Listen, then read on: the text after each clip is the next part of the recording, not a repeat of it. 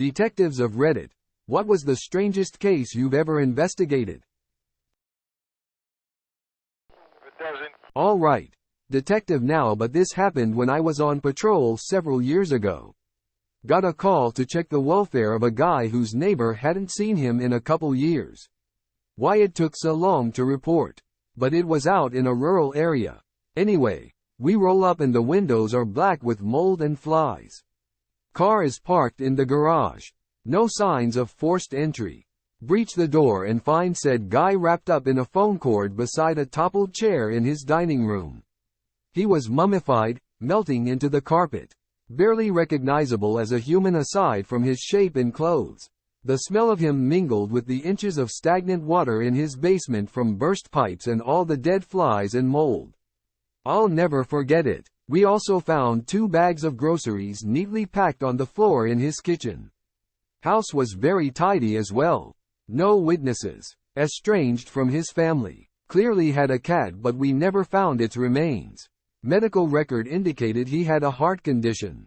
My theory is he was having a heart attack and tried to call 911 but never got to make the call. Perhaps the creepiest part? His mailbox was overflowing with past due bills and cancelled utility notices. The last one was a couple months old. And it's still to someone that long to call. An internal affairs case at a prison I used to work at. Though I wasn't with the Internal Affairs Bureau or the state's investigator's office. Holy shit, this was a fiasco. In the segregation unit of the prison, there was a very eccentric sergeant who worked out constantly and liked to sit in front of cells and talk to the inmates about life for hours on end. He routinely went to the gym with one of the nurses who gave inmates their nightly medications. One evening, one of the inmates is escorted out for his insulin shot. The inmate makes an offhand comment to the nurse, "You going to Gold's Gym in Anytown after work?" The escorting officer reports it, as personal information of that nature is a security risk. The sergeant is instantly put into speculation and the nurse reports that they are gym partners. There are anonymous reports that he is having unscheduled, personal conversations with inmates in the cell house. People will not go near him. Fuck no. You want to tell the child predators what school my kids go to while you're at it. A few weeks later, there's an allegation that the nurse was having an affair with the exact inmate who made the gym comment. But so far unfounded, so they ensure that none of the 3 people are in the same part of the prison while they investigate further. They need to rule out that this also isn't some form of retaliation on the sergeant's behalf. During the investigation, an oddity is discovered. The inmate lived several hours away, but was receiving Western Union money orders to his account from a relatively close gas station. They acquire surveillance footage. Sure enough, it's the nurse. She's been putting money on the inmate's books for several months under a false identity. During the routine pill line for general population, the nurse will be locked in a small, secure room with a pass-through for medications. It was revealed that she would hide in the corner and masturbate and expose herself when he came to the door. He intentionally violated prison directives to be sent to segregation because she told him of an upcoming change in the nursing rotation. They set the sergeant up as a red herring. She eventually resigned, and I'm unsure what legal action was taken. The inmate was moved to a different facility. Custodial sexual misconduct is treated as a very serious affair, especially given the strict nature of Federal Prison Rape Elimination Act laws. Minor edit for clarity. My uncle was a detective about 35 years ago. He was investigating a string of break-ins and discovered that a crackhead had burrowed a hole into the foundation of an apartment building in some dead space between footers. He was living in there in a nest made from newspapers and random trash. Yes, like that X-Files episode. When 2 officers went to pull the guy out, the crackhead lashed out and started biting. Apparently as a defense mechanism, the crackhead started biting his own fingers off and spitting them at police. My uncle described the sound as biting into a cold carrot. When they finally got the guy out, he broke free and started climbing upstairs. He was still plus 100 strength on the ultra buffing powers of crack, so he proceeded to pick up and throw one officer and my uncle over the stairwell. They eventually caught the guy. My uncle sustained a major injury and went on permanent disability. I was not the detective, but I assisted as the person who knew the most about technology.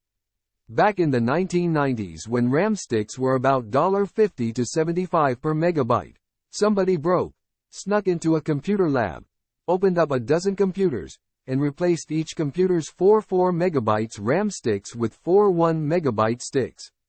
Nobody noticed. The time frame for the crime was sometime between September 1st and January 10th. No video, no door key cards. No suspects. Not a detective, but something did happen in my apartment society. It's a gated society with 5 buildings, and one morning there was a huge crowd in front of one of the buildings. Turns out that a woman had jumped from the 5th floor into the elevator lobby area around 3 in the morning or so. One of my friend's dad was first on the scene as he said that he heard a loud boom sound around that time and went to check it out. Here's where things get shady. The woman was living with her husband and Mill, and when people went to ask the Mill whether she could confirm that it was her son's wife, she looked over the edge of the 5th floor at the body below and said, "Oh yes, that's her," in a completely neutral tone. Local PD got suspicious and checked the lobby cameras for any clues. It turned out that the husband had tried to strangle her, rope marks on the neck, and then took her to the 9th floor and dropped her. The pièce de résistance?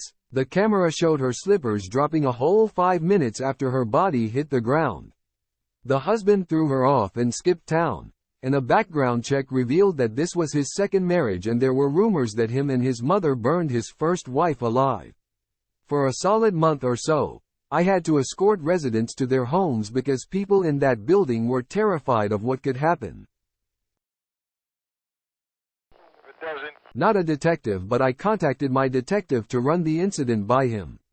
I was a field training officer training a new deputy for my department. We received a call about a lady who was stranded at a gas station, essentially a check well-being call. My trainee and I responded to the gas station and made contact with the lady. She stated she was staying at a hotel nearby and did not need any assistance. My trainee spoke with her more and she mentioned the government was after her and kind of went off into a weird conversation that didn't make a whole lot of sense. On her car she had a bunch of missing posters, flyers of a man that went missing from California, the state. I asked about the missing man and she told me it was her husband and he went missing years ago and she was on a mission to find him. She mentioned she found body parts in her home in California and my trainee asked if that had been investigated, which she stated it had been by a local department. Out of curiosity I asked her what kind of body parts she found in her home and she stated human toes. That sparked my interest and I asked her where are they now. The woman looks me in the eye and states, "They are in my purse, would you like to see them?"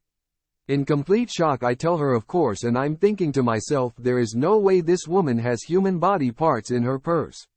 Surely enough we walked over to her car.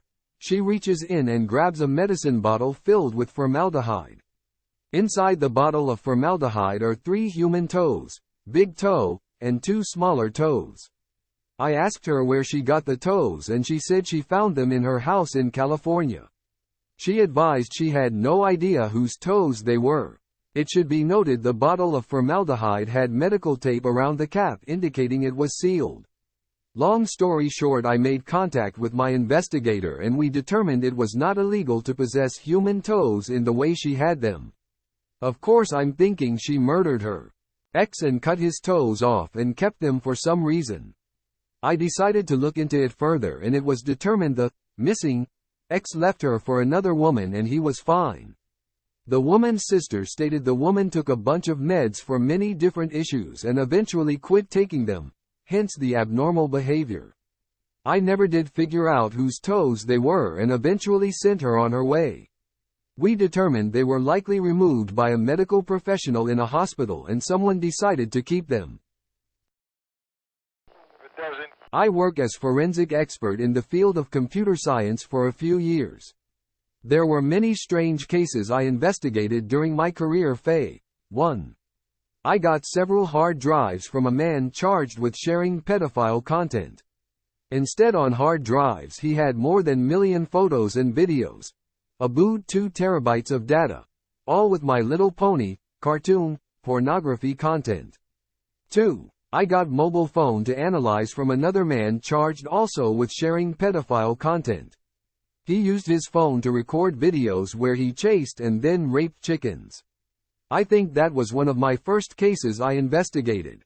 3. A woman lost about 50,000 euros with internet scammer.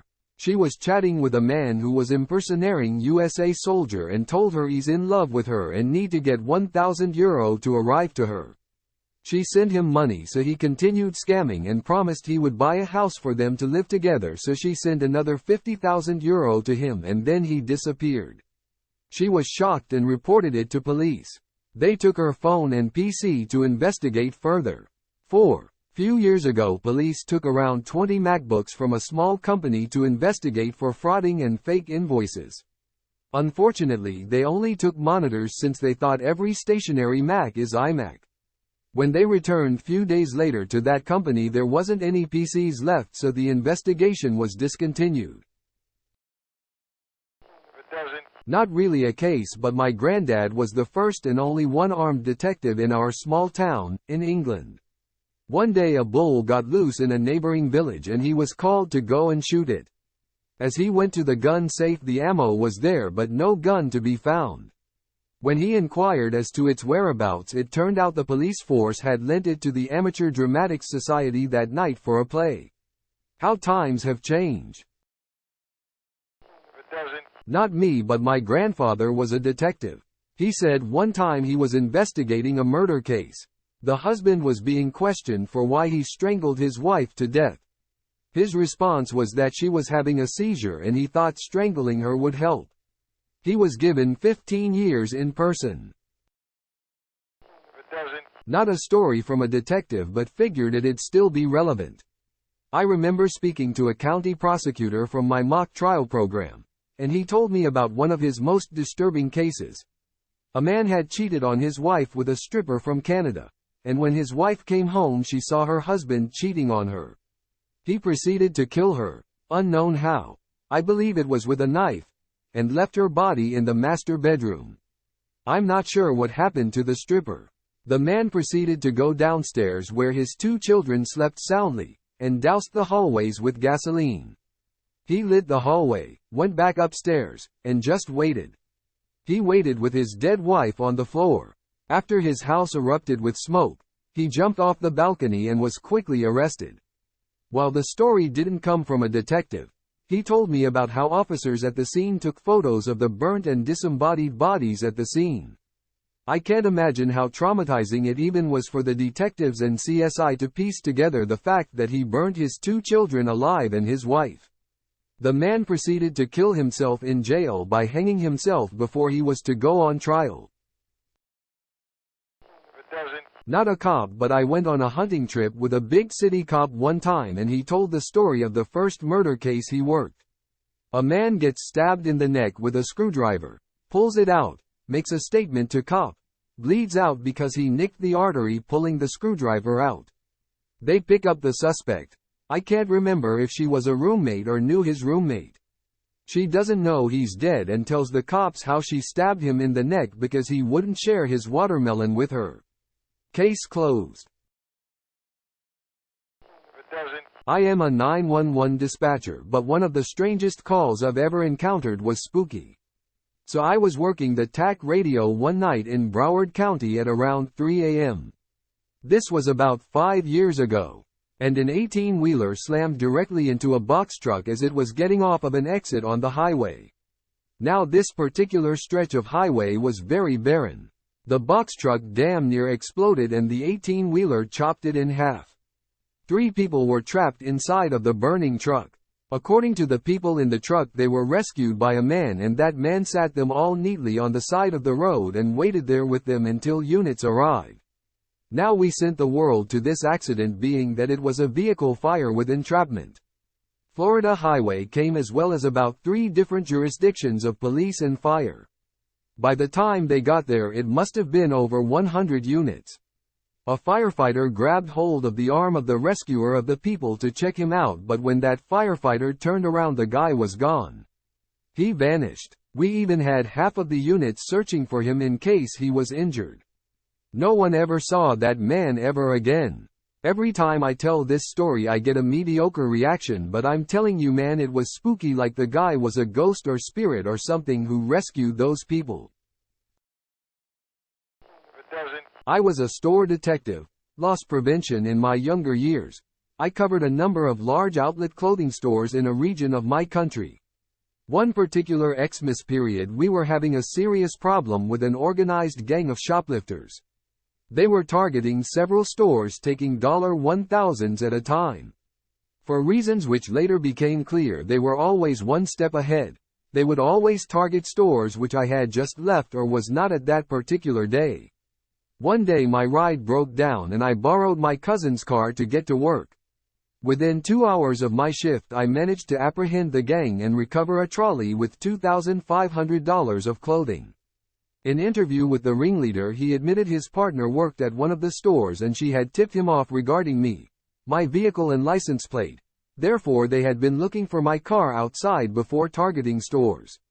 The female accomplice was sacked and the other 3 went to court. We had a woman present at our detective bureau with her psychologist. She calmly explained to us that she had identified as brilliant as a child, so her biological parents allowed her to be adopted by a physician. Unbeknownst to her parents, the physician was actually running a mind control experiment for the CIA. The woman told us that about 200 feet below the USDA building on Allen Toussaint Boulevard in New Orleans there is a secret facility where these mind control experiments took place. Once the program was shut down, the people in charge continued to use some of their techniques on the participants. The woman advised that she will get a call where the caller uses an initiation word that causes her to obey all commands. Then she is picked up by a white panel van and taken to another location owned by a powerful politician where she is gang raped. We wrote her off as a cook, but a supervisor told us to look into it in case she was telling the truth. Spent several days sitting surveillance on her house without her knowledge. Finally, she calls and says that the previous day she had been taken from the residence and gang raped. When confronted about detectives sitting on her street during the alleged abduction, she told us that they use mind control lasers to make it impossible for us to see them. We immediately went back to working real cases that didn't involve the CIA or mind control lasers. Mystery shitter. About 25 years ago I worked in a large upscale hotel. Someone was going up to the various floors and taking a shit next to the ice machine. This would happen regularly. After some time, my coworker confessed to me that it was him all along. He quit his job shortly after this. The housekeeping department was relieved.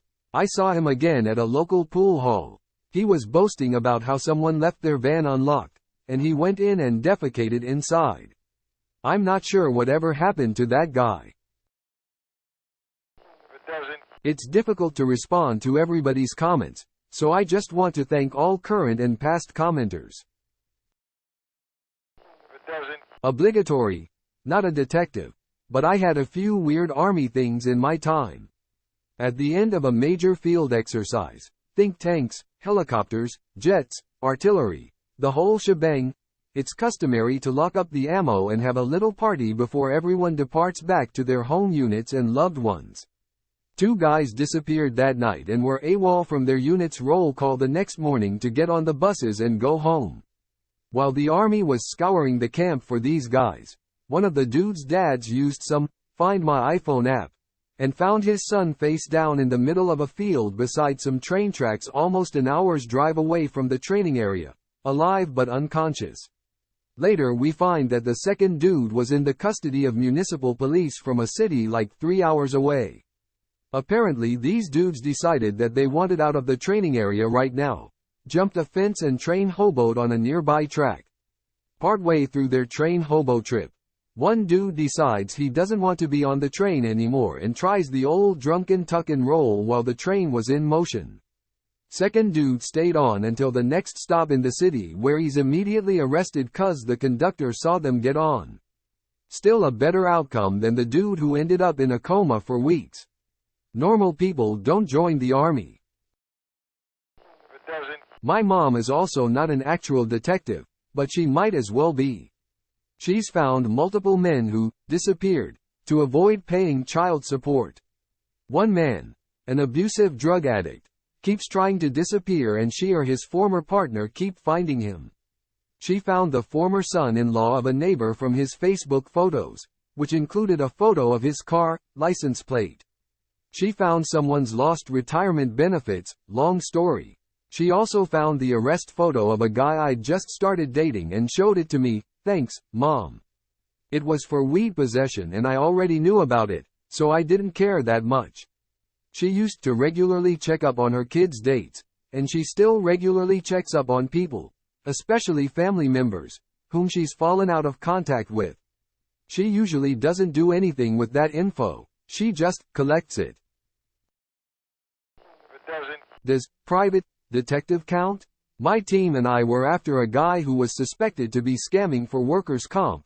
Almost all our cases were, for years. Except this guy was a fairly well-respected super handicapped archery champion. We watched him at a competition, taking forever to try and knock his arrow with a lame hand, from a stroke, from his wheelchair, accident at work, can't walk. Then he got home, walked around his handicap van, got his wheelchair out of the van with the lift, and pushed the fucking thing to his house with both hands.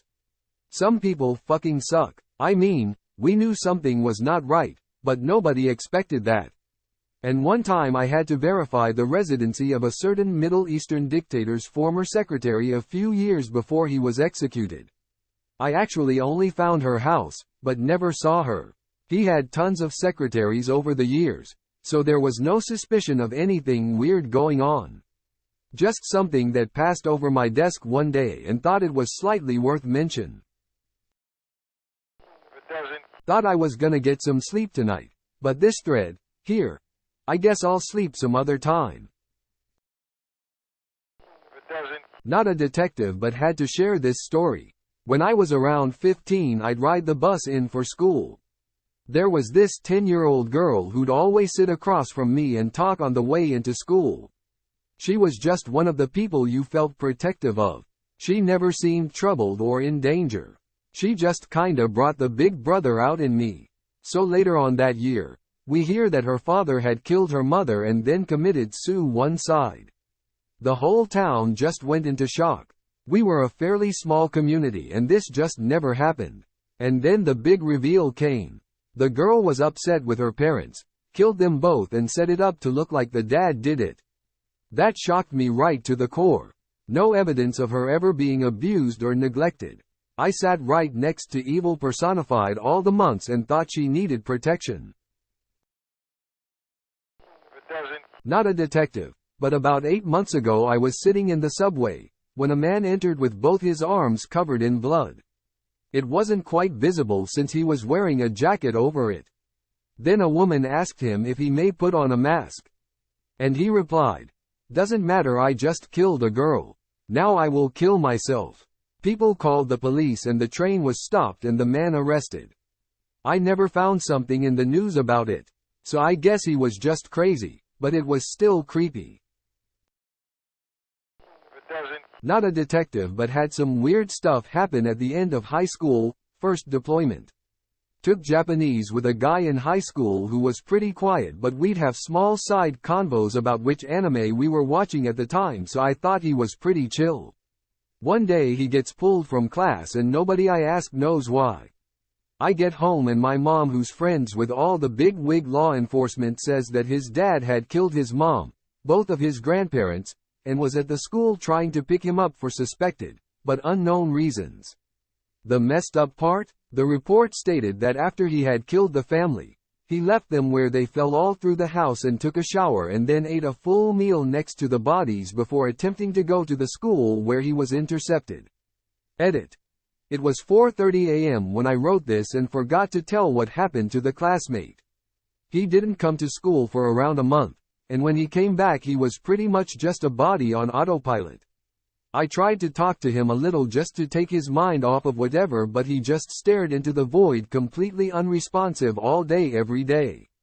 After a while of this continuing behavior, he just stops coming to school and nobody knows what happened to him. Fast forward 7 years and I ran into him in public but didn't talk cause after 4 years in the infantry, I kinda look like a different person, but looking from a distance, I was happy to see that he looked to be at peace and enjoying his life. I hope he was able to truly move on. We might have been seniors in high school, but we were still kids and no kid should ever have to go through that trauma. Second more so weird story was when I was still enlisted in the Marines. I deployed to South Korea to train the ROK Marines on more updated mortar and patrolling techniques, but we spent time moving around the country for various task orders. Ended up at Osan Air Force Base for around 4 days, which was super shitty because of the fact that we were an infantry unit in the Marine Corps. The AF base general restricted AF personnel to their barracks anytime we were allowed to leave the razor-wired locked fence area with tents that they kept us in, and paid them hazard pay because of us being there. Only reason I give that info is because we built kind of a hasty USO with rotten couches and plywood tables so we would have somewhere to sit during the day aside from the tents. Well, one night I decided to sleep on one of the couches because the guy that had a rack next to mine in the tent had gotten into a drunken fight and had puked all between mine and his racks.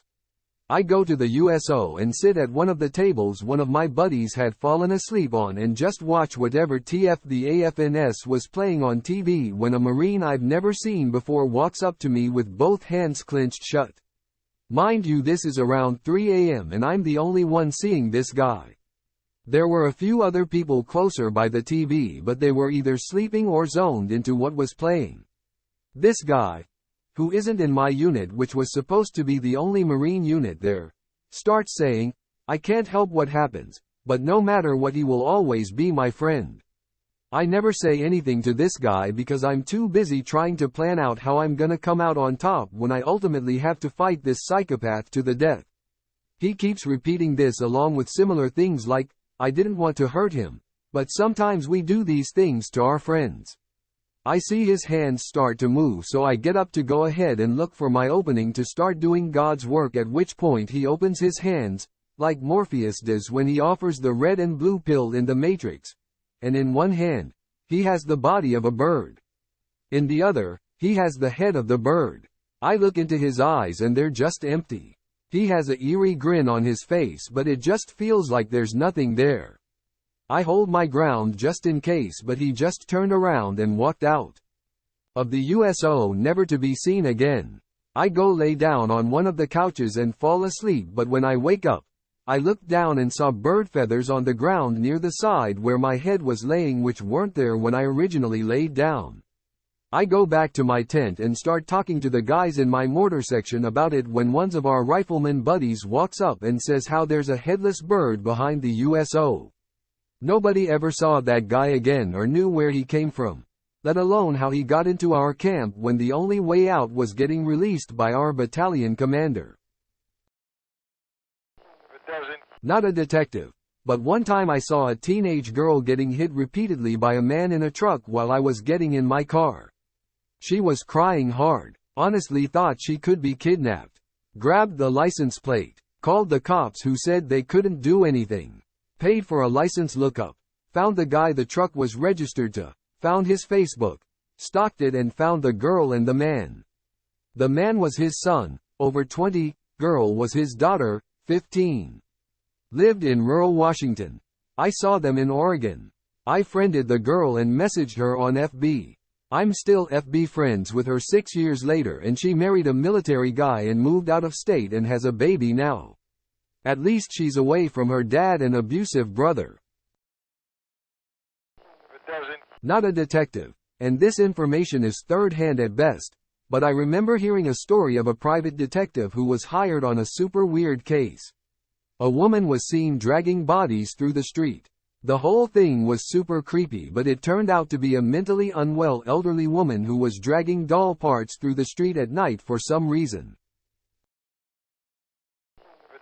Most of us in my high school class left our craphole town right after high school, but like most we trickled back to town when we all majorly failed at life. My supposed BFF started seeing one of our old mutual friends. At first I was real confused as I could had swore he was married. A few days later I find out he is married because he only lived like 3 blocks from me and asked me over with my daughter to play with his daughter. I didn't say a word.